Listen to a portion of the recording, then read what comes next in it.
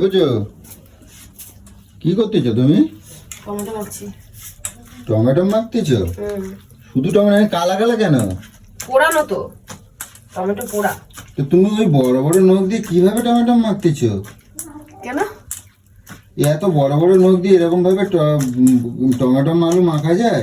তা তুমি এই যে কালকে একজন মন্দিরে বললো না যে তুমি এত বড় বড় নখ নিয়ে কিভাবে কাজ করো? কি করে কাজ করি?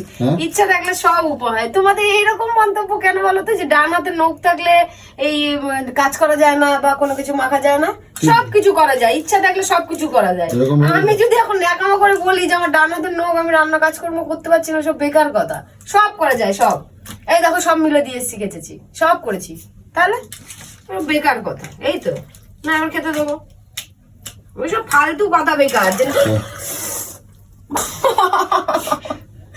গরম প্যান বাঁধনা বলা। দেখছো নিজের জ্বালায় নিজে কিরম ভাবে মরে, আমি জানি। আমি কিচ্ছু বলবো না তো। আরে এই ভাতটা না বললাম, গরম প্রচুর ফ্যানটা। তুই গরম ফ্যান, তুমি ভাত নামাইছো, তুমি জানো না ওর মধ্যে ভাত ডুবাই দিচ্ছ? এই সবে ভাতটা নামিয়েছি দেখো। যে বরফ দাও, বরফ দাও, বরফ দাও, যাও বরফ দাও। বরফ দিতে হবে একটু, ফ্রিজে জল হাতটা দিই। সত্যি মানে কি বলবো, না গালের সময় এসে এত কথা বলো না, আমার ভালো লাগে না।